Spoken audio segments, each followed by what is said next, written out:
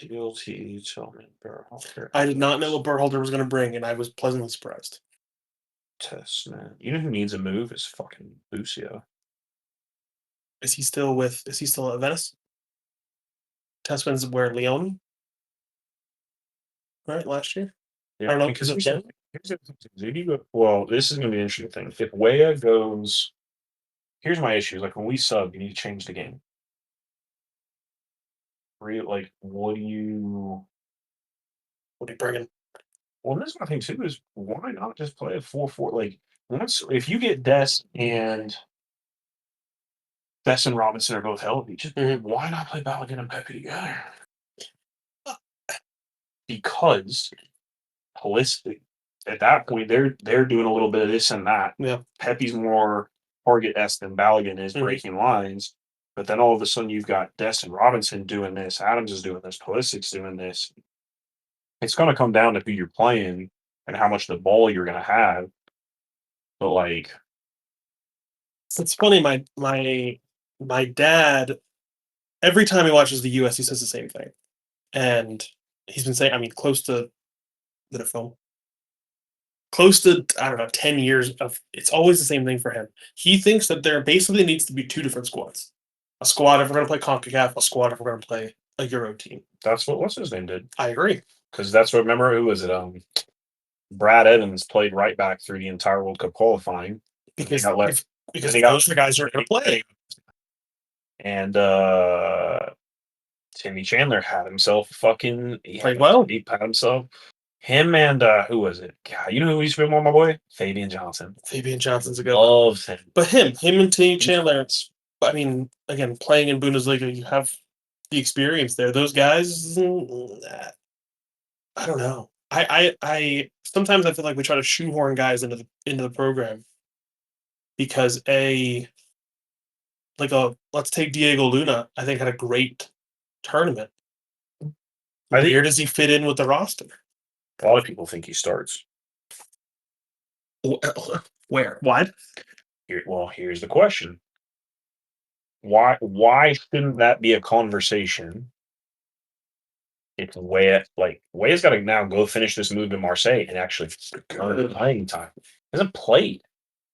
So it's like why that's my biggest thing with the Gold Cup is like Stuart Holden and Alexis Ollis and them are like, oh, he should where's he fitting? Where does he fit in a lot? Like, oh, maybe Pulisic plays the 10, or who really fills into the Tillman or Luna in the Gold Cup with the B squad.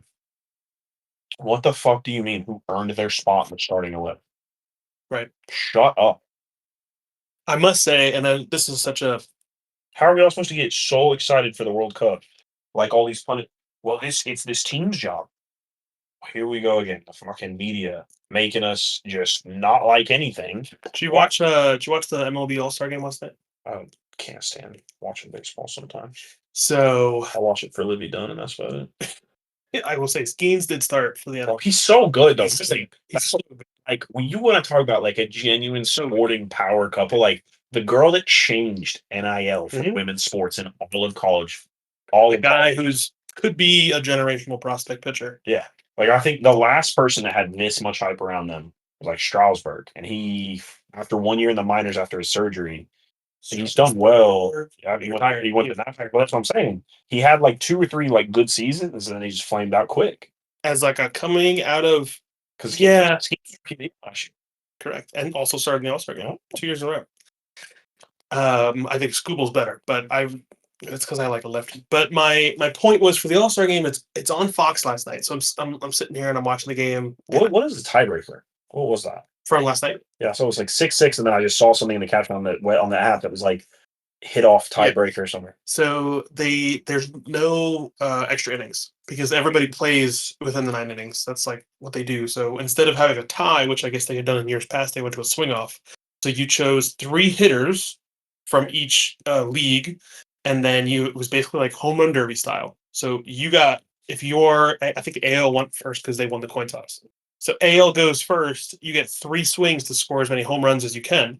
Then the NL guy gets to go. Then you go to your second hitter, their second hitter, your third hitter, their third hitter. So you get 9 swings in total. NL won because Schwarber hit all 3 of his swings were home runs. And again, you got a guy throwing meatballs. But The guy from January camp. He's okay. which one? That George Campbell dude that I sent you from Montreal that's going to West Brom. I didn't realize he was in the January camp. Got it. You know who is overlooked, and the more I think about it, Cincinnati's having, if I remember correctly from looking at it, Cincinnati's second place, only 3 losses all year. Hmm. And I had no as a center back. Ooh. And I had loved him forever. Matt Miazga. No, well, it's former Chelsea legend. That's why. Here's the other thing. How many appearances for Chelsea? 3, 2, At least 2, because there was one game where he Cup had a games? really great game against like Swansea, and there was another game when it wasn't Injury emergency. You needed him. not Van Gaal. There's another Dutch coach. Was it Ericsson? Somebody came in as a caretaker on like a terrible season, Chelsea. and Miazga got hooked at halftime. Chelsea would have been. Well, my point being, he's one of Miles Robinson's partners in a back three. And Miazga's probably what, like 27, 28? Because he got that move early. Yeah, I looked at it early from Red Bull. He's 29. 29, there you go. He's 29. Like, you want to talk about the end of your prime. He's fit. He's always been a good center back. He's always got stuck in for the U.S. He has always been praised for his ability to play. Which is what we need. Which is what Pochettino wants. I get that. And when you've got the cojones to walk up to, remember the Mexico game? Yes. Where he walked up and yes. to the guy that was like 5'4". Yeah. I know you're that. That was the young guy. Yeah. I know you're talking about. That was fun. So anyway, so let me finish my thought. So the All-Star game, so they do the swing off, but the game is on Fox, and this is my big issue with Fox Sports coverage. And I needed to rant about it. Well, that's one part of it. But they're going into the swing off. Well, actually, did you hear about the Brewers pitcher, Mazinski? So this guy, he's rookie. Okay. He only started 5 games in June, and he gets voted into the All-Star game. That sounds like some NBA shit right there. So, but his very first game, I think he threw his debut 7 or 6 shutout innings, wins the game, strikes out like 8 or 9 guys. People are like, oh, who is this guy? Very reminiscent of Skeens. So that he's coming in, he does really well with his 5 games. I think he only had 1 loss in those 5 games. He gets voted in. Now, again, votes for MLB is part of it, but it's a success story, right? You're excited for the guy. My issue is that he goes into the All-Star game in the 4th or 6th inning, doesn't give up a run against the AL, does a great job. The second he comes off the field, Fox brings a microphone to him. And it's like, hey, how'd you feel about your inning? Blah, blah, blah. And he's like, oh, yeah, I felt really good. The second question, well, there's a lot of guys that didn't want you voted into the All-Star game. What do you think about that? They just came off the field. He's like, well, I had a blast, blah, blah, blah. And then, like, they're pushing the issue. That's the funny thing is, like, I've always thought, like, why don't you just stir the pot back and be like, you know what, I'm here and they're not, so, like, jealousy's a bitch. Thanks for your time. And then just be like, thanks for your time. Like, I mean, why not, dude? Be spicy. Beat Mourinho. But my issue with Fox then... He goes up, people didn't really want you here. I'm Jose Mourinho. I get that every time I scroll through my timeline that pops up. But then they get to the swing off and they're interviewing these guys before they go up to try to win the All-Star game. Okay. It's like, well, how are you feeling? And it's like, I'm a little nervous. I don't know. I just played a whole game. We're gonna see if I can win it. And it's like they want to push this like all access. We're gonna talk to you guys no matter what. But my issue is, again, it carries over to soccer with Lawless and the rest of the crew. I can't stand him. Who's in my crosshairs right now? I also don't like the Landon Donovan. Harley Lloyd is in my crosshairs right now because she said on the State of the Union podcast that Pochettino should send a message by leaving Pulisic at home. I haven't read the article. I haven't listened to it yet. I need to, but I went for the World Cup for the next international window in September. No, well, listen. Here's the thing. She goes. She needs to send a message. This is my team. Blah blah blah. I read the article. It was a recap of all her quotes. Nowhere in there does she say anything about Robinson. Does she say anything about Musa? Penny. McKinney was at a Oh, McKinney's Club World Cup. So was Wham. That's right. What's up, homie? How's it going, guys? We're just we're talking some Gold Cup stuff with the U.S. right now. So I hear some familiar names, but I haven't been keeping up with U.S. soccer, so I am happy to be here to be enlightened by this discussion today. You're just here so you don't get fined. Exactly. I get it. Well, no, I guess the formal start. Yeah, so final was what, week and a half ago, right? Sunday before. So U.S. loses to Mexico. I would say what we brought a B team, B squad, B minus, B minus at most. C plus squad. But disappointed nonetheless, right? Like you said, I know you said you watched some of the final against Mexico. I don't. What'd you think about the final? I thought the start was good, and then I mean, obviously scoring an early goal, having a lot of confidence after that, especially for a young team, is good. Mexico's experience definitely took over after that, but the problem that I had as well, even with their first goal to get them back in the game, is at the end of the day, the moments are that you score or get scored on are going to be what define, regardless of how you play, because it's a final, win or lose. Yeah. You can play absolutely terrible, suffer 100 shots, win 1-0. Nobody cares. Right. Nobody remembers that part. So, and then you've got somebody like Ream, who really should have done, in my opinion, worlds better on the first goal from Jimenez. I'm glad you bring that up. So this and as a center back, it pained me watching it. It just the whole play. Adams, Freeman, Ream all should have done better on defending in the moment. So it's there was a moment he could have done better, but the one thing that I'll take from it is they nobody ever stopped. The grit that you want in a USA and Mexico game was there even after they got down when their backs were up against the wall. They kept finding a second wind to punch back and to punch back and to punch back. And, I think at the end of the day, there's only going to be a handful of the newer names that we saw, if you can even call it a handful, will be with the World Cup squad. And they're the ones that stood out in a big game like that. So I was pleased. I was my comment about the first goal, same thing, center back, pained me to see. But as soon as that ball got into his feet, you had a feeling. You knew he was going to try to turn or shoot. 100%, and that was when I went back and watched the whole play.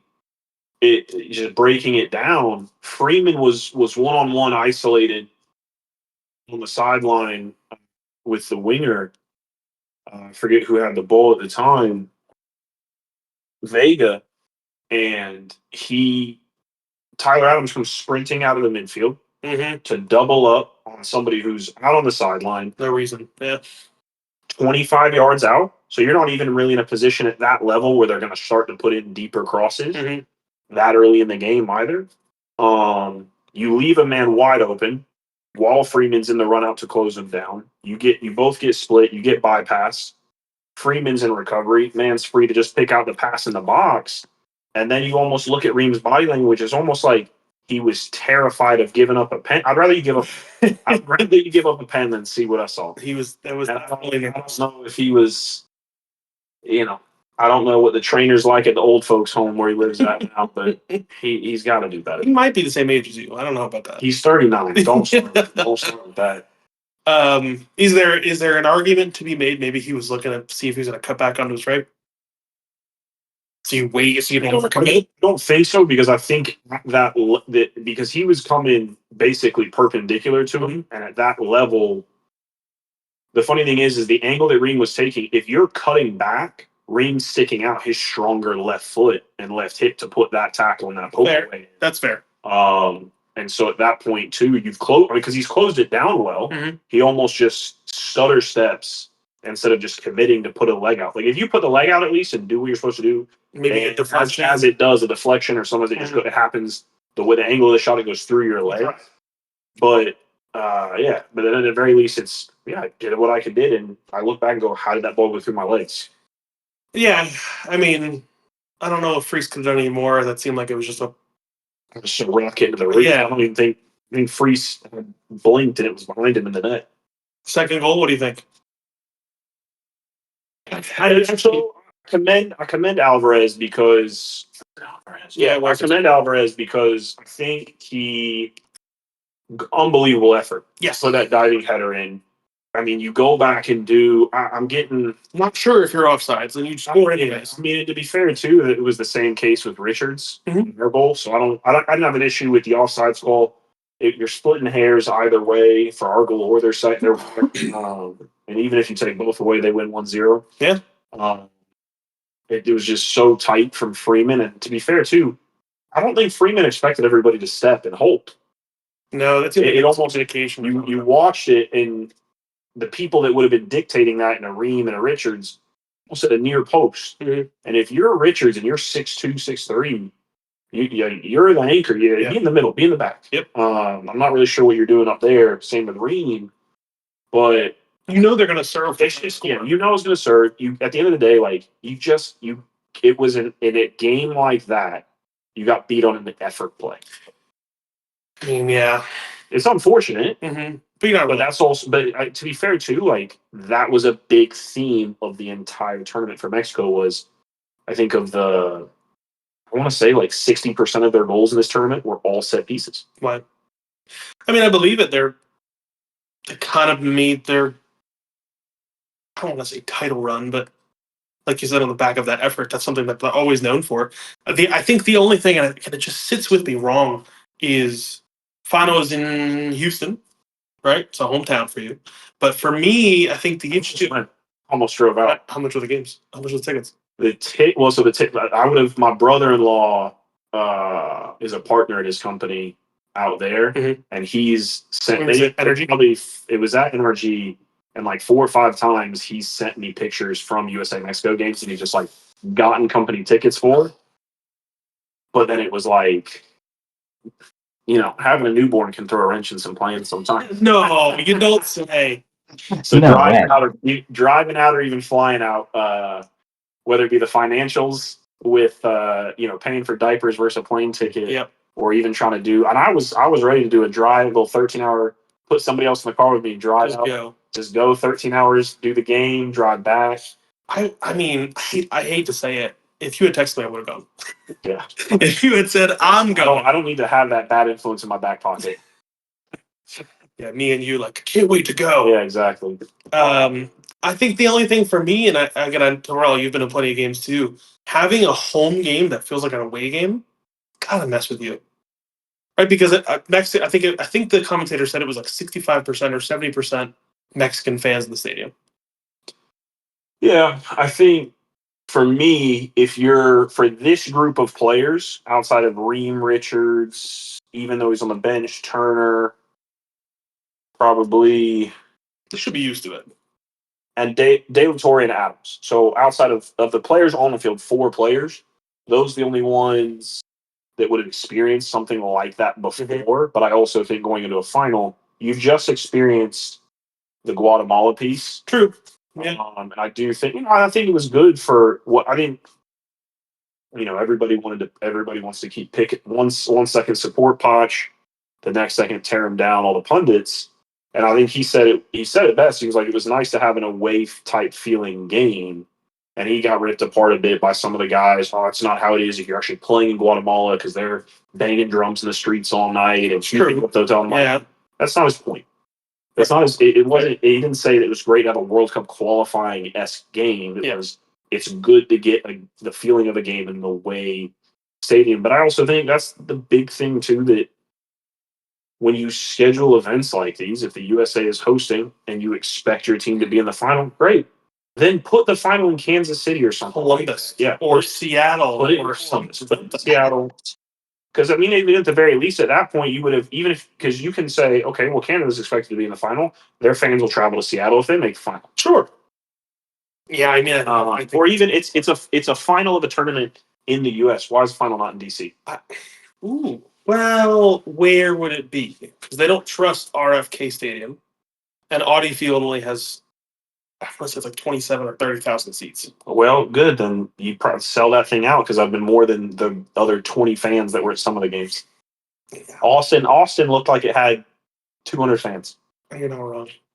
I think, and I don't want to totally derail, but the Club World Cup, and Terrell, you and I talked about this a couple weeks ago. I never bought in. And again, congrats, Chelsea. I get it. You win. Yes, big win. But I just couldn't get into it. I didn't buy in at first. Yeah, same. And then what kind of, it was interesting because the more I thought about it, I always bought in. And to be fair, it's easy to buy in my opinion, to the rhetoric of. It's easier when your team is in it too. Yes, 100%. But I also think the rhetoric of like, it's not what's best for European teams because of the heavy load that they like those, all the Nations League game, things like that they play throughout the years, and then a Euro the summer before and things like that. But the more I saw the South American teams absolutely crushing, and like I remember before the semifinal, they said I think Chelsea had played like 64 games or something like that up to that in the last 12 months. Oh my gosh! Fluminense had played 70. Oh. And so my point being that I think the South American teams went and crushed it. The only team that was like so far out of place was that Auckland City. Auckland. Yeah. That was an amateur team. I don't know, dude. We're going back to you and I do just teach PE. That's next week. Crazy. And one guy, they said it was the dentist or something, couldn't get PTO. Yeah, couldn't go. And then there was another guy who he was literally like, "I'm taking unpaid leave to be here." That's crazy. It's wild to me. But my point being that I think that eventually it dawned on me that like, okay, when FIFA and UEFA have been at war forever. Big time. It's Serafin and Infantino can't stand, or at least Serafin can't stand Infantino. But if you're FIFA, your job is the global scale of things, which is also why you see a Qatar World Cup and things like that. Saudi Arabia getting it. Yeah, Saudi Arabia, they're growing. They're trying to get these next bids in and things like that. And so I think from a world standpoint, not just a European standpoint, it was a massive success because you also showcased some of these other teams too. Some of these other clubs. That's fair. And the amount of Brazilian, it was a shame that Palmeiras and Botafogo met in the first knockout round. Because it was good because it's like, all right, one more Brazilian club out because it's almost saturated, but at the same time, it would have been nice to see one more go in. Yeah. Terrell, did you catch any games? I put a few on in the background, and there were a couple I was playing over the speaker that were pretty interesting games. I mean, and then looking at some of the results, they were relatively close. I'll be honest, I didn't catch the final, so I had no idea Chelsea won. And I think for something like this, it was the first time, correct? Like it was the inaugural. Yeah, they say the inaugural like this size. Expanded, all the other ones have been like nine teams. 12. Yeah. And they've done it. They've done it like every year, like a December period. But no, not necessarily the first time. Like Chelsea won it in 22. That's the only reason we qualified. Or 21. Did we win the last one? Which is no, you got in because you won the Champions League in 21. That's right. So long story short, so my dad and we flew to New York. We got to see the Mets Yankees 4th of July, but we saw two of the quarterfinal games while we were there. Like we're sitting at the airport, and he was like, "What's going on? Like I thought this, I thought that. Why are these teams in it?" And I had to literally go up and look, and it said now that they're going to host it every 4 years. Every 4 years, and I would imagine it's going to be similar to 4-year qualifying. Well, but I also think I would imagine it's also going to start to be essentially what the Confederations Cup used to be, which is the trial run in the World Cup hosting country the year before. Which was it? I would say that was fun. That was a fun tournament. So now it's going to be a rolling 4-year cycle of the winners of these different confederations and different tournaments to try to qualify. So yes, they say it was the inaugural version of this. This is the first time it had 32 teams, but yeah, Chelsea, whatever, the final. But it was good though. I think it can only, it'll catch on. I think it might take a little bit more time for that buy-in that you were talking about, but I mean, it was pretty interesting, and it's more soccer. how long can these players play this many games? I mean, you're talking 70. Like that's a lot. So much. So the FIFA That's Pro a lot of Players soccer. Association and FIFA met in New York I did for the see that, final, yeah. and they came up with some mandatory rest periods. I think it was like 3 weeks after nothing, no international play or something like that within 3 weeks after a domestic season ends, as well as I think even at international tournaments, you can no longer have anything that is But that's gonna get so that messy. 72 hours within each other. I think for international, that's easy to schedule out. Right. Okay. But fast forward to next year. Okay. So World Cup probably, let's assume, kicks off. It's what, second week of June? Mhm. Right, because normally the Champions League finals the last Saturday in May. So let's assume you need a week to 2 weeks to train with your team after you're done. So let's say it starts the second week. You have 48 teams. So if you're going to keep to the month, which they've been trying to do, you're now done second week of July. So then if you have nothing that you can do for 3 weeks, you have to push that back into, But that's what I into don't. June. But what I don't know is I don't know if it's a matches thing. I don't know if it's. I don't know what the actual details of the language are. I don't know if it's a. It'll be interesting to find out because I'm sure they'll talk about it next summer. Is it a you cannot play anymore? You can't finish your domestic season And then jump and to then a another week game. later go, because Yeah. because especially with the Club World Cup coming up, it felt like this summer it was like the Champions League final happened And and then immediately felt like 10 days later I Yeah. turned on Nations League. Mhm. Um, Not even. and I was It was so fast. Yeah, I'm so confused.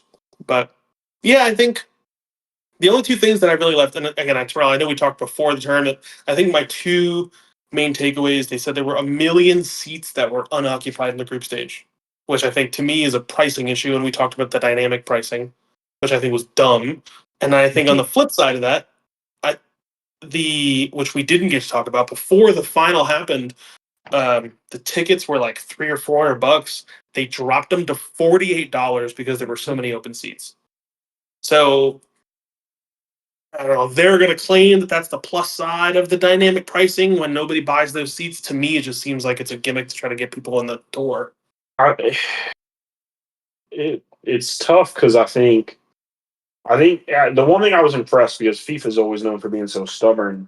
It seemed like as the tournament went on into the knockout rounds and they realized They started. we're not selling tickets, Yes, and they adjusted on the I fly. think that's fair. And started dropping ticket prices, and I think too, I think the best quote that I heard throughout it was when Clint Dempsey was on the kind of the live Men in Blazers watch along for either some of those games or the Gold Cup games. And Clint Dempsey kind of said it best. And I mean, he's got a larger family than a family of four, but he goes, if your average family of four wants to go to a Gold Cup game, wants to go to a Club World Cup game, and you're talking about, hey, me, my wife, and my two kids want to go, he's like, and you're telling me that tickets are $100, like a decent ticket. Yeah. I'm not talking about nosebleeds, but I mean, some club section, but I'm also not talking about like I can't see the ball. Mid tier or that behind the goal or whatever else. He's like, I can't afford to sit here and make a full car payment to get myself out to a game. I mean, a newborn for you, that would be you trying to bring Scotland. Maybe not next year, but you know what I mean. Yeah. I mean, that is funny you said it because it's like I had to call the Sporting Jacks ticket office to find out what's the age range for infants to get in for free. What is it? It's 2 and under. Okay, so you'd be good. So this year's good for a couple of years. Yeah, I'll be good for a couple of years, but I mean, but that's fine. That's why you had her now, so you could plan to get her in for free. Yeah, I get it. Exactly.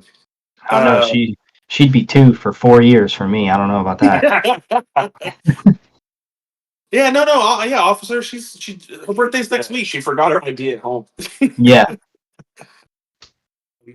Yeah, I don't know. And again, I didn't want to tangent too much with the Club World Cup, but I think for me, if they're going to make it a thing, I think they need to do a better job to make it more or less American. Because the final had a halftime show that was almost half an hour. And a pregame show. And a pregame show. Well, the funny thing too is you notice they didn't bring the halftime show on the field. It was like a stage up. I gotta be honest. It was a stage up above the nosebleeds in the end zone of the stadium. Yeah. And I thought that was very odd because I'm like, okay, pregame you had no problem trampling all over the field of the stage. Previously, the last World Cup final and the one before that, you had no problem trampling all over the field. Yeah. But I don't know if that has to do with the surface conditions of the graphic of the turf and all that. It just feels very Super Bowl to me. It feels very Americanized. It feels very commercial. Wait till the Premier League next year. I don't know. I guess I was holding on to that. I can't stand it. I think I was holding on to that bit of soccer that was still very like worldly, very European. That I would rather sit at the game. I would rather listen to the pundits break the game, 100%, break the first half, 100%, and go to the board and do their lines and do all that kind of stuff. I would so much rather have that than listen. Even if it's Alexi Laws, somebody. Yeah, at least I'm gonna hate what he says because I'm giving you something to think about. That's that. I don't use the halftime show. I mean, listen, when it was Shakira, I don't care about that. That's fine. Listen, your hips don't lie, but I don't even. It was like 3 different performing artists. Robbie Williams. No, he was pregame. Oh, he's pregame. There was like 2 or 3 different artists that did the halftime. I think for me, like, because soccer halftime is normally 15. At professional level, it's 15. 15 minutes. So there is a portion in me that if you are bending those norms of the sport, I think you're going too far. Yeah, I agree. Like, okay, if you were to fit 3 or 4 songs into that 15 minutes, who would have cared? Everybody, oh man, that was so cool. Remember that halftime? Get back in with the game. But instead, you're messing with these players who have their routines, who've been doing this for decades, and you're saying, hey, it's an extra 10 minutes. You're cooling off way too much. Right. And then you have to re-warm up. I just think that there's going to be I'm not the guy to do it, but there will be information that comes out that's like, wow, it really messed with their muscle levels and all this sort of thing that's going on. And give it a few years, and one of those sports science teams will come out with the data. But anyways, back to USA Mexico. Tournament finishes. One of the things that we get is we're how many days away? We're less than a year now. Close to 11 months away from the World Cup. What do you think? Where are we? Do we have more information now? Are we closer to where we wanted to be? Are we further than where we wanted to be? Looking at next summer. So there's two things. All right, it's always interesting to me. Like I'm always going to be of the opinion that the U.S. there is never going to be a day where somebody convinces me that the U.S. doesn't have the talent to ever get out of a group that they're in. If you tell me that we draw groups of death sometimes, like, okay, even then, even those are special. Those are special. Those are special, and even then, I struggle with it sometimes. Like when we advanced out of the group that had us, Ghana, Portugal, and Germany. Like we had, was that 2014? 14, yeah. We had we scored like a 3-minute goal, 4 or 5-minute goal or something like that, right? That was when I saw the Ghana game at your house. Yes, that was you did. That was the header. Yep. John Brooks. Tie against Portugal. Yeah, I mean, and it was there was about 5 or 6 different very realistic scenarios as to who was going to advance and how they were going to advance. Yes, changing during the final group stage game. Yes. Because then I think the Portugal Ghana game was like 3-2. We lost in the 70th minute, like 1-0 to Germany. We went to a bar. We went with Matt to watch the Portugal U.S. game. Yes. And huge great game. Grandparents are from Portugal. Like he was like all about that. And I remember he gets up. We scored first, and we're like, I'm like, was that the Jermaine Jones? Jermaine Jones gets from outside the box, and we're sitting there and we're kind of celebrating. But we're like, oh, like I don't know. I've never been. I didn't imagine this was going to happen. Listen, you play Ronaldo, you just don't know what's going to happen. No, you didn't know. And then of course, Portugal scores whatever. That was 89th minute, but. That was a great. I'm glad you brought that up. That was a great group stage to say. Doesn't really matter who we're playing. Like we have chance. You believe. I mean, I think that we're in this day and age of, oh, what kind of pretty football can you play? And why? And I think everybody wants to analyze the U.S. with this great understanding. Like you listen to people, well, why can't we play on the back? Why do we want to do this? Why do we want to do that?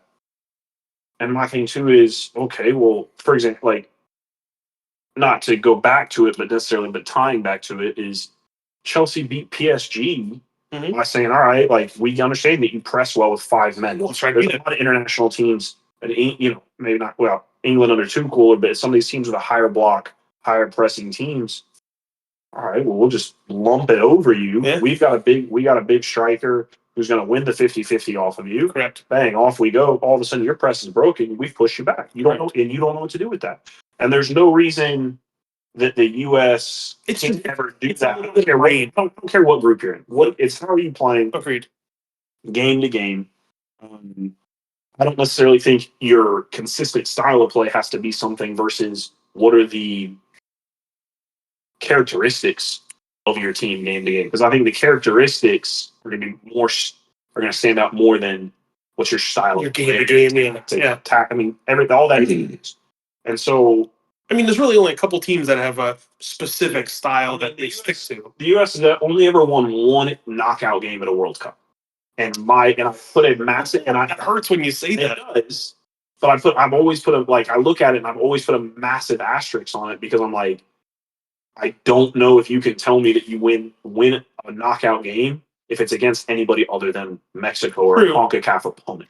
No credit taken away from the team, because no matter who your opponent is, you do have to win. Mexico team. It is the World Cup. That's true. It's a good Mexico team. That's true. And absolutely credit to them. And then again, you lose to Germany, I think 1-0 in what was also, I think, even a fairly open game. Yes. It's a great game as well.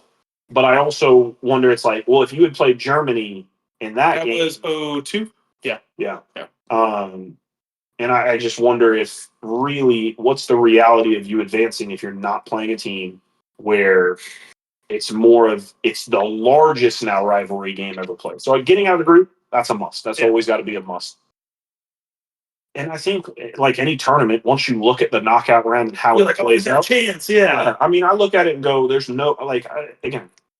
Being a Chelsea supporter, if we don't lose to Flamengo and we win the group, we're not winning the Club World Cup. We're not making it through Bayern to a PSG to a Madrid to this and that. But if you tell me sometimes you just got to play, got to play an easier route, then that's what works for you. The team itself. I mean, 26-man squad, you've probably got a genuinely solid 14 to 15 that I think have that are locks. Mm-hmm. I think after that, it really comes down 60%, 70%. Both interpretation as well as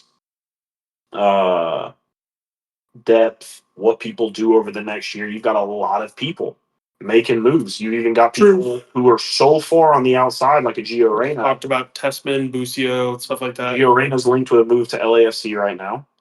I do something. And he's got, well, I mean, that's the thing. And it's a shame, but at the end of the day, like, he is a player that we've seen it even in international games where he has the ability to affect games. Yes.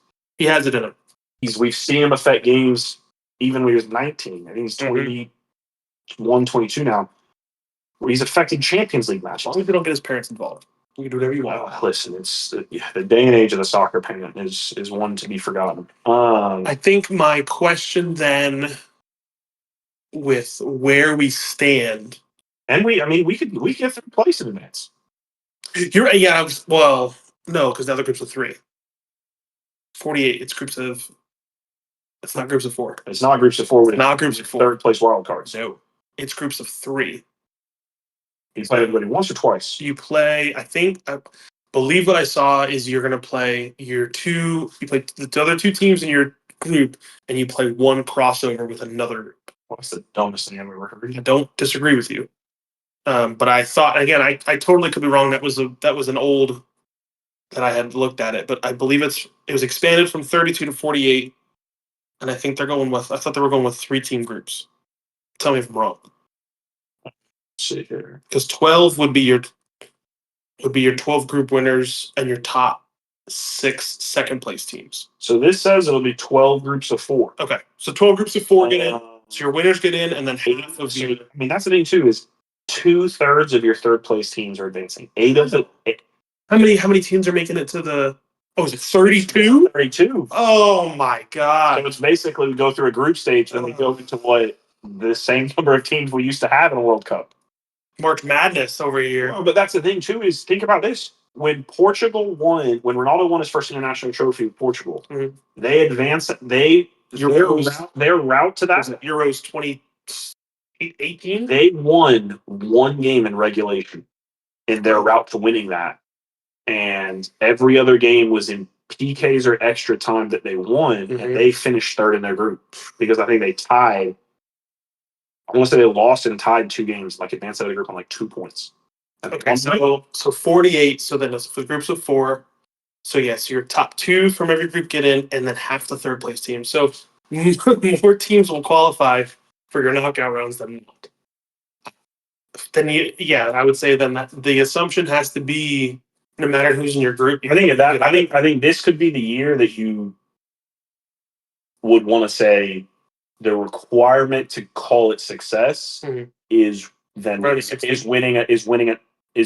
making it to the round of 16. Is basically continuing to establish we are a top 16 round of 16 in team in the world. It's funny because now that again thinking about it like that, Terrell, I feel like it ties back more into the March Madness where these like blue bloods. It doesn't have to be winning it, but if you're Kentucky and you don't make it to the Elite Eight or the round of 7, that's a failure. That's a failed season. If you're Kentucky, Duke, North Carolina, like any Florida, any of these big teams, Michigan, I could keep going, and you don't make it to the dance, like not to the dance, but to the final or the final 4. That's the first. That's a bad season. Yeah.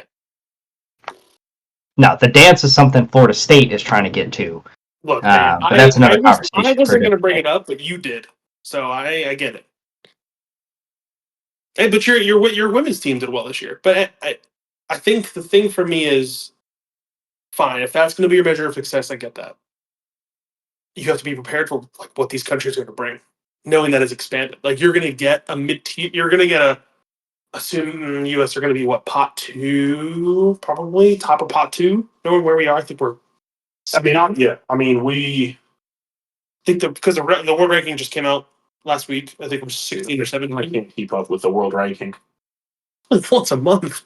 I understand that. My point being though that it's just like it's so wishy-washy because the reality too is like there's times where the U.S. will come out and they'll be like, oh, the U.S. is 9th, is 15th in the world, and I'm like, I could sit here and make an argument that the U.S. shouldn't be top 25, 30 in the world.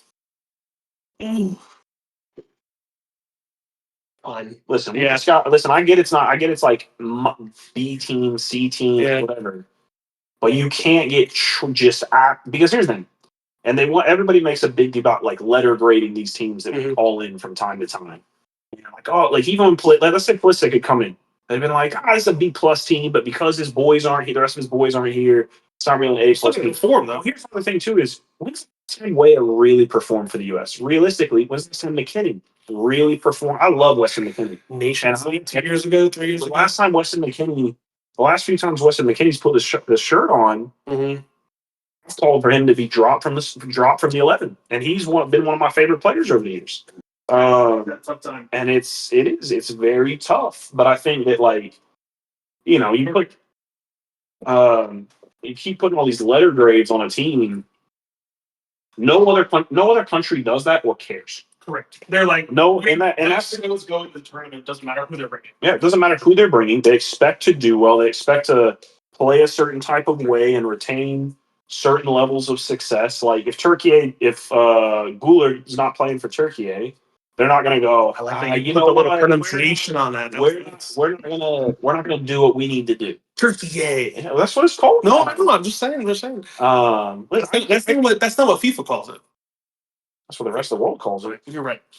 No, agreed though. To your point, other countries don't have the same excuse that we had.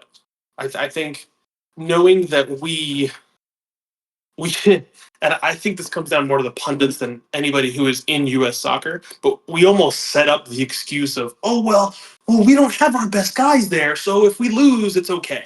The only country that'll set itself, not only country. I got my own issues. England is the only country that I would say because I got my own issues with Jamie and Gary. But those are probably the only two countries that I can genuinely think of where you go, you love to set yourself up for failure, so it creates clickbait to keep you relevant. Because it's the media. Yeah. Yeah, I have not seen another country do it like that. I think that trying to think, it was the Nations League tournament. And again, I'm Dutch, so I follow the Netherlands any tournament I can, and there were guys who were missing, right? And you go, well, you still got to play though. I don't care if Van Dijk or whoever else isn't there. The guys that are on the squad should be enough because they're representing their country. And I just don't feel like we buy into that as much. And I think that's more of a, I wouldn't say modern, but probably the last 10 to 15 years. Right? Because if the US is playing and it's 2006 and you don't have a Dempsey or a Donovan, it's still the US. Like you're still expecting a good performance of whoever their replacement is. But I feel like now it's, oh well, the superstars aren't there. So it's fine if we lose. And I can't subscribe to that. It's difficult because then they turn the rhetoric into these boys don't play for the stars and stripes, and these boys don't do this, and these boys don't do that. And at the end of the day, it's just not true. Mm-mm. Because here's the thing: at the end of the day, I've never heard anybody go and dog. I've never heard a player or a pundit go out and dog Bruce Arena for pulling Pulisic off the field in Trinidad when we didn't qualify in 18. Mm-hmm. What was that? It's mid Nightmares. end of mid 2017. It was October. Yeah, I didn't hear anybody dog an Arena that like because that, but then everybody will turn around and praise Pulisic for his reaction to being pulled off because of how desperate he was to qualify and play, and he's only 17 years old and look what he's representing. Correct. But then at the same time, you don't dog the coach. You don't dog like it's just the whole thing is very wishy washy. What kind of click? And here's the thing: I understand you got to make your money. You got to do your podcast. Yeah. Let's make it thought provoking. Let's challenge. That doesn't get clicks though, and I think that's the issue, right? That's that modern media thing. But since you brought up the not qualifying, I will say I think that was the first year we started the podcast, and I remember texting Terrell, you and Michael, and being like, dude, I'm watching this game, and it's like super late, whatever. It was the same night I think as the Pacquiao Mayweather fight, and I remember like streaming one on one phone and like have my laptop open to watch the U.S. game. And I was so pissed off after the U.S. game. I texted them and I was like, all right, we're recording tomorrow just because I need to rant. And I don't think I have dominated more of a conversation ever in my life because I could not just like, I couldn't let it be. But the thing I was going to say, comparing to what you're saying, is I think U.S. basketball does it right. Because no matter who they call in, you're expected to win. Right? Steph Curry goes to his very first Olympics. It's not like, oh, well, we don't have Steph for all these other gold medals. You just win. And I don't think that I can subscribe to the, oh, well, we don't have enough superstars or guys. Like, whoever was on that team still had to play and perform and, like you said, play for the Stars and Stripes.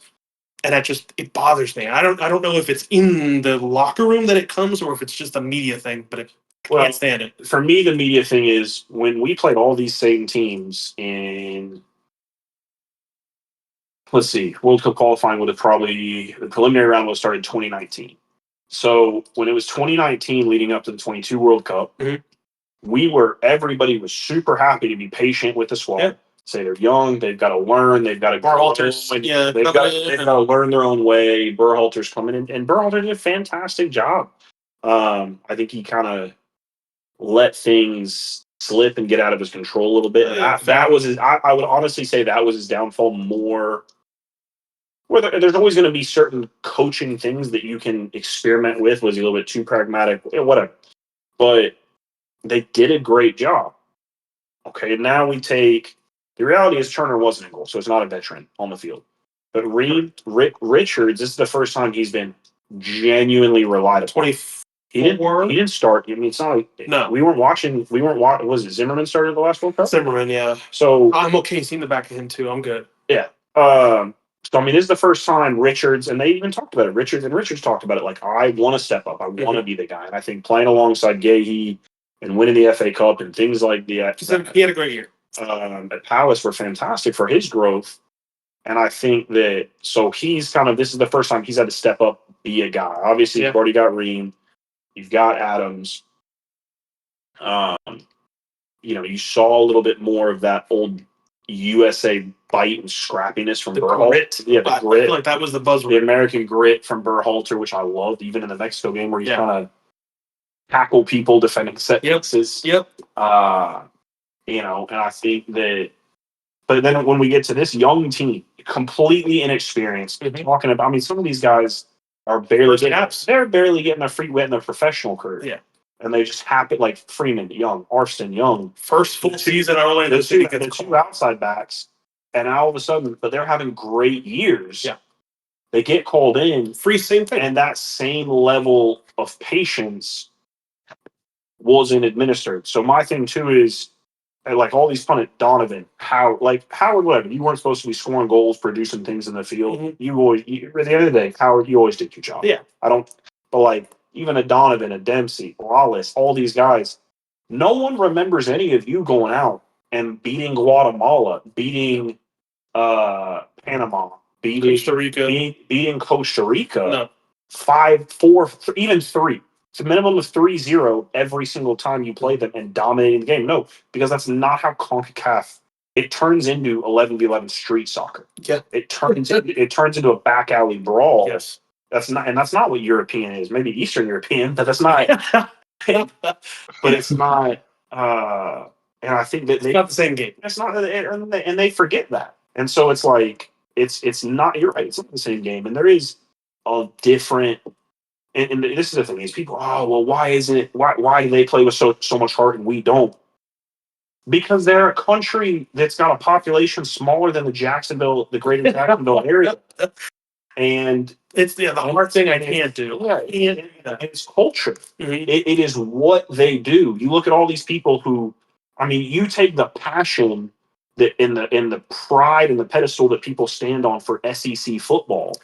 And that is what these Central South American soccer teams, countries, that is them. So it's funny you bring that up, and because my question for you is, I'm sitting here thinking about like other, and I have to use the term American sports, but is there another sport where, to your point, college football I think is probably the most, but a professional sport that does have that same energy, buzz around it, whatever. Like I'm failing to think about another sport that really matches what these countries bring.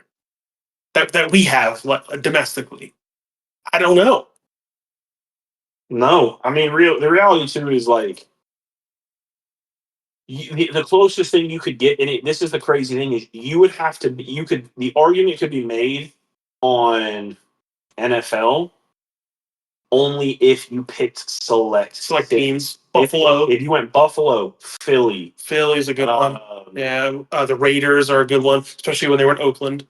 Okay. So fine. So but that's the crazy thing is right. Is I'm having to stretch that out. I'm having to be super selective. I'm not talking about a full sport. I mean, shoot, you get 1-11 Vanderbilt, and they still got the Commodores. The Commodores are still tailgating strong, and then and to that point, beating Alabama, and the fans are going crazy. Yeah. It didn't matter who they were playing. It didn't matter what kind of season you had. March that field goal post right down there. And I guess to your point, college football, I would put college basketball in for some of these programs. Duke, especially Cameron Indoor, like there are some programs that have the energy with them that no matter where they go, fans are gonna follow. I just don't feel like a pro sport in America has it. And I don't know if I don't think they do. I really don't. I think that maybe what the NBA used to be in the 90s and prior. Yes. Again, I wouldn't say every team, but I would say there were maybe half the league. I would say more, but that's the thing. I would even say more, and some of that came down to, and probably some of that was they were allowed to bang bodies more. Yeah, as Charles Barkley says. Yeah. When a guy is banging you, you're not wrong though. I'm sure he has said that. Yeah. He has. I remember that exact clip. I laugh at the reels every time I see Charles Barkley and some of his most infamous quotes, and I die laughing every time. But I think that maybe what it used to be, but there's just so much. I want to rest, and I want to do this, and I want. But it's every sport. I don't want soccer to just. Yeah, and that's why And I think there's a certain extent for that and I do think that long term, the commissioner Don Garber is doing MLS a disservice. Agreed. I think that it is so big, and you have people like a Beckham and things like that. I do think that if USL really pulls off promotion relegation, I think that that's supposed to come 27? 27, 28. No, either 27 or 28. Okay. No, I think 2027. Because I think they're going to so 27, 28 because I think they're going to international calendar. Maybe. Which well, at least that's what they've talked about. Yeah. That could, but to your point, that could bring some of that energy and that passion back. Yeah. Like and again, Terrell, you went to the biggest school out of the three of us, but was FSU like that, like game day or leading up to a home game for the football team? Dude, it was a different. The atmosphere smelled different. It was a different energy, a different feel. Like, but no, like leading up the week leading up to Miami or Florida, like it was a whole week of it. Like a Miami hate week and stuff like that, right? Exactly, pretty much. Like everything anti-Miami, everything anti-Florida. And then there was just, like, I don't know, the tailgates went harder. The IM games went harder that week. Like it was just different. I just don't feel like we have anything like that. So, and I guess my point when I say that is I understand the criticism they're making about soccer. I feel like that's a broader issue that can't just be brought down on U.S. soccer.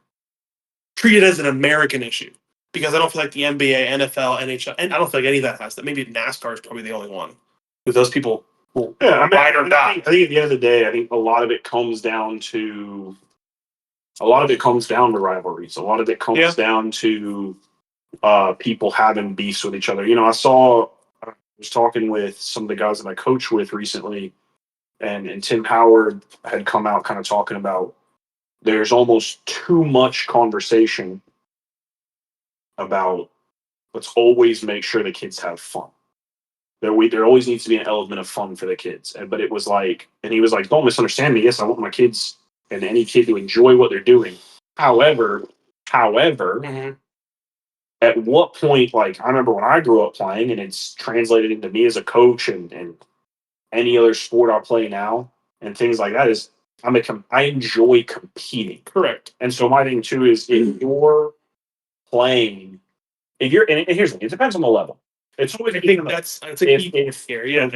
For me is if I'm coaching youth soccer and I'm coaching ECNL or ECNL Regional League or MLS Next or the second MLS level, and I'm doing a first or second competitive team, I'm competing on a statewide, regional, national stage. Competing has to be part of your DNA. Enjoying competing, yes, is what you should do. And there's going to be times where you walk away going, I didn't have fun today. Why? Oh, because I'm lost. Or I drew a team that I should have smashed 4-0.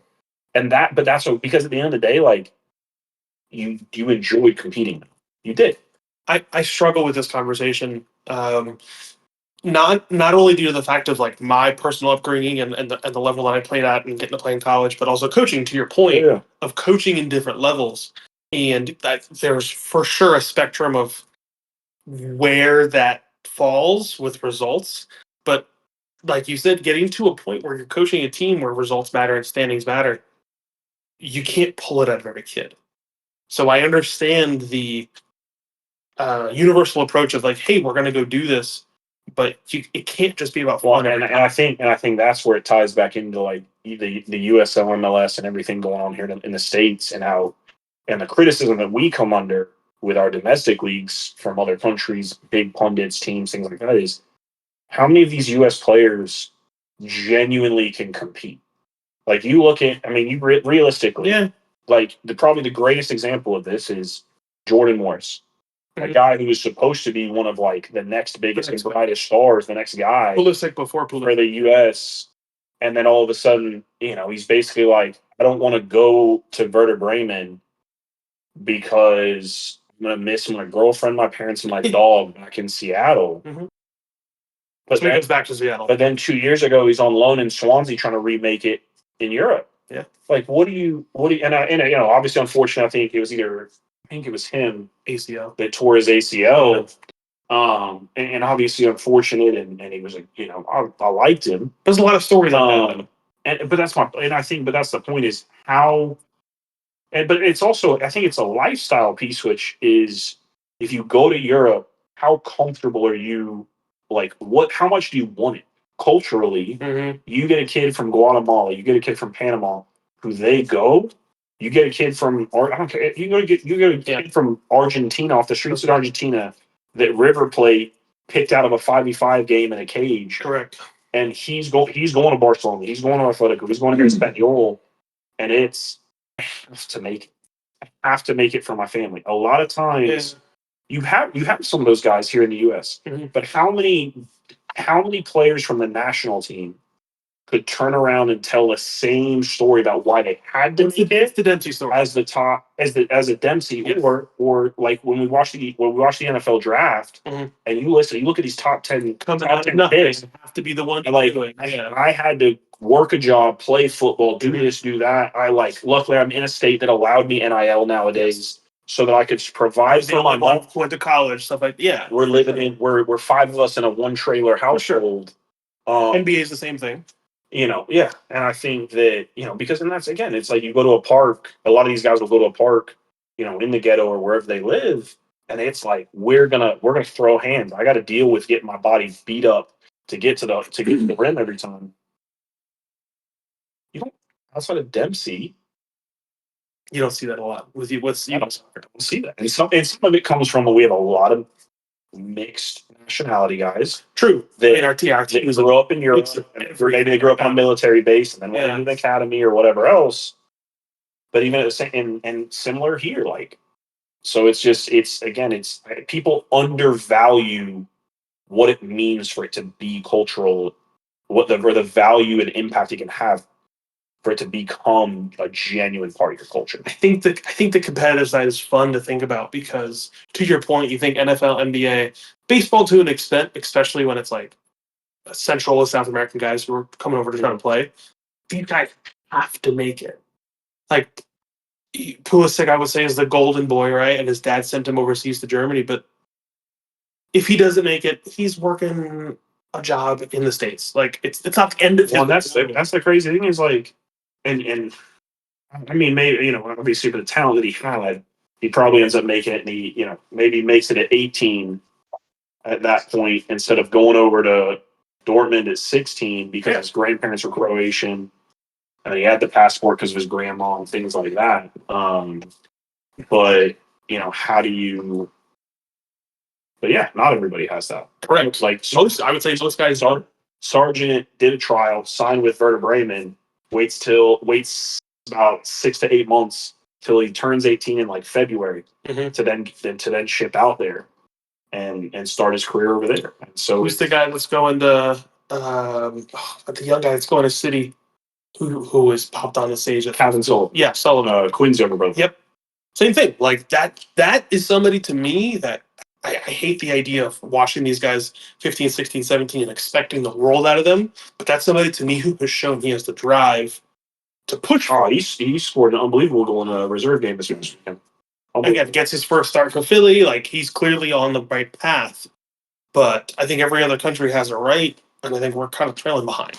But I want to finish with predictions because again, you're looking at the next 10 to 11 months of conversations, of pundits, of podcasts, of everything talking about what is this team going to do. The next 4 friendlies have been set out. Yep. I saw the October slate came out.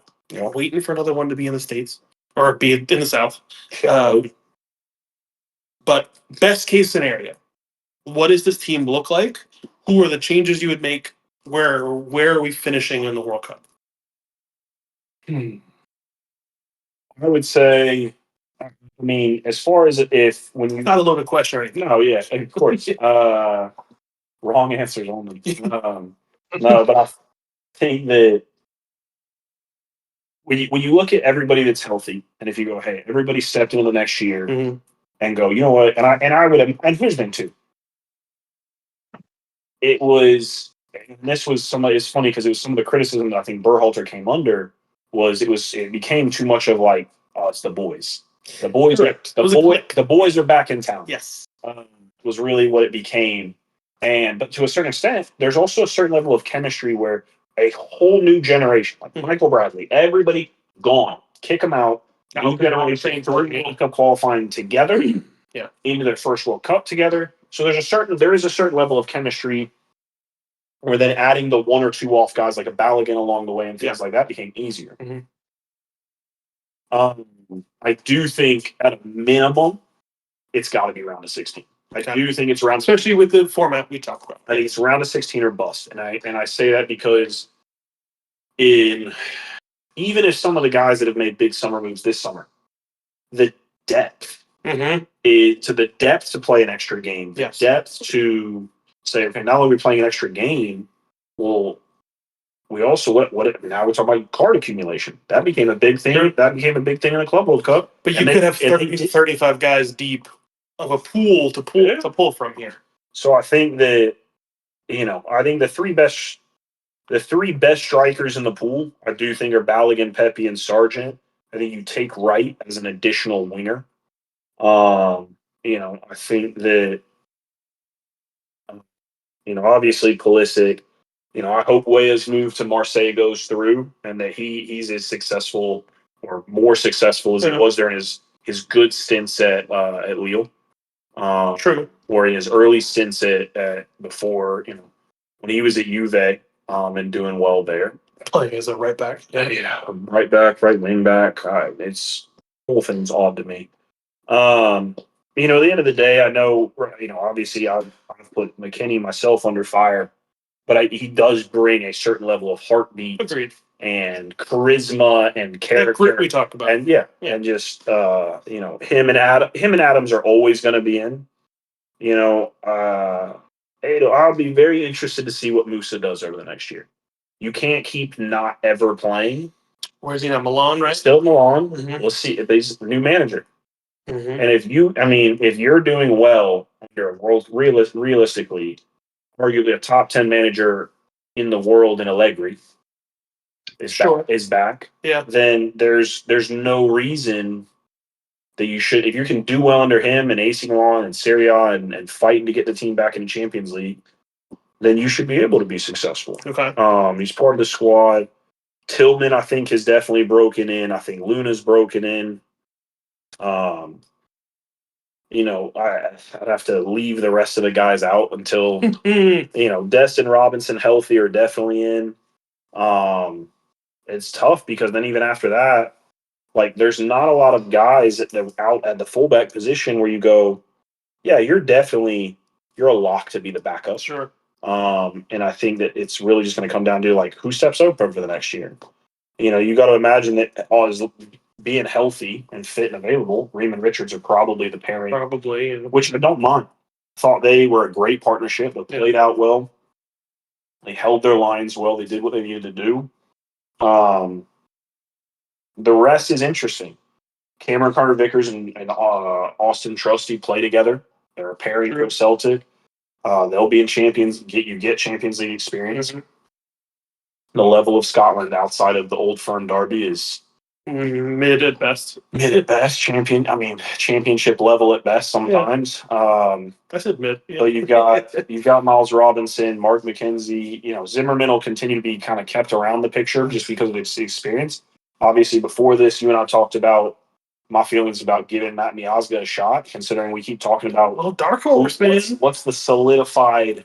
Who's really solidified themselves outside of that? Yeah, I think it's interesting. Freese, did you do enough? You made a final, great.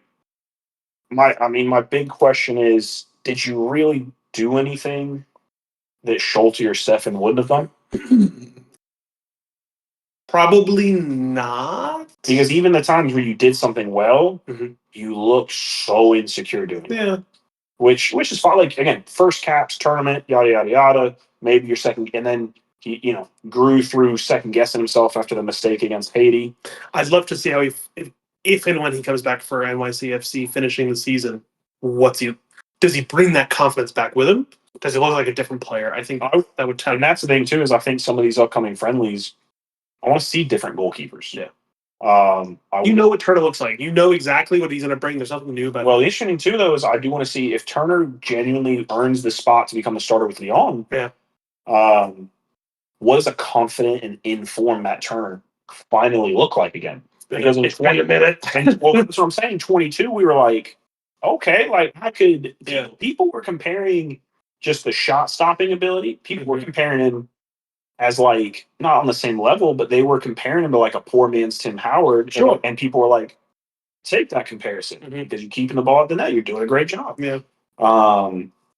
Obviously, I've always been a fan of Zach Steffens. Never really understood. I think Berhalter's whole thing of I didn't take him to the World Cup because I didn't want to make Matt Turner insecure. A weird one. Never got that, but that's he hasn't gone back in. He has twice, and then he's in. But I mean consistently. Yeah. Like it's so that'll be the interesting thing. But I think at the end of the day, Steffen, Freese, Schulte, and Turner they're it. Yeah. We're a year out, and outside of Calendar, got a couple caps. Who? Trey Calendar. He's not good enough. Yeah, I mean, I think you've got other guys, but I think at this point, even from the January camps through now, these are the names that have consistently popped up. Okay.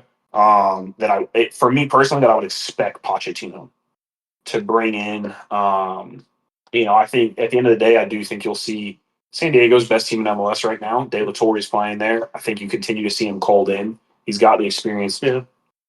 Johnny Cardoso, obviously, is with San. Fun one, man. He has a good year. He's doing well. Obviously, Tanner Tessman's at Lyon still. They just had one or two center mids transfer out this window. Berhalter's come along. That's the nice thing. I think you're going to see a lot of newer faces in the windows over the next year, and I think that's going to. What does that dynamic look like in the team? What is the 11? How does the 11 change? What do the tactics change? True. Because again, we have yet to see under Pochettino, we have yet to see Dest and Robinson healthy and starting together. Yeah. What does that look like? I mean, I think we've seen in two separate windows, we've seen Robinson, and one of those windows in the second leg against Jamaica, he was inverting. And you would have never thought that was going to be done with Robinson. Right. Obviously Dest a little bit more technically gifted than Robinson is, but also recovering from an injury. Yeah. Well, again, that's why I sent him home from the Gold Cup after the camp. But I think there's a lot to be excited about. I think that's kind of my final thought is that I think there's a lot to be excited about because there are so many unknowns. Okay. And because you're looking at a lot of guys who have come in and said, I could make a claim to either take a spot, take minutes off the bench, push the people ahead of me. And I think that at the end of the day, you are seeing people like a Pulisic and things like that really continue to succeed and elevate themselves in Europe. You've got a lot of people making moves that make sense for them. In the summer before World Cup year. So it's if these players are being if I'm Diego Simeone, if I'm a fan, I go, Diego Simeone really rates Johnny. He really likes him. He wants to bring him in. Probably has plans for him to be a part of his starting 11. You would assume so. Yeah. And all of a sudden, you got somebody like Johnny, who maybe at times a little bit passive, and that's what sometimes been his biggest. Coach who's gonna. And now you're out here playing for Atletico Madrid, who's like, we're robbing banks. Yeah, we're hitting running. Yep. And you raise you got people going to places where they're gonna play, where then their profile and their ability and their form's gonna be raised. I see no reason why there isn't things to be excited about because I think at the end of the day, we can knock the team, the pundits can knock the team, whatever else, things cannot make sense, whatever else in these friendlies and things like that. I mean, I think was before the last World Cup, then we lose to Japan like 4-0. Japan and Saudi Arabia. And then we were fantastic. Like Saudi Arabia, 1 or 2-0. Japan was bad. And Saudi Arabia was rough. Yes. Away games too. And then we got smashed by Japan. Yeah. And it was funny because I remember people like having forgotten that Japan had, I think, done so well the last World Cup. I was going to say a round of 8, I think. Yeah. And it was so. But anyway, so I think that it's like we get smashed then, did very well at the World Cup. Correct. People were like, maybe you should have beaten England. Definitely think we should have beaten Wales, but the England game was should have beaten Wales. Should yeah, it's fine to beat Wales, but the England game was very good. I thought it was hilarious that Pulisic had his Donovan Algeria-esque moment. Correct. Little nutsack. Yeah, exactly. So I think that all right, well then I'll leave you with this. Here's your last two. Ceiling or best case scenario for next year, and your floor, your worst case scenario with the tournament.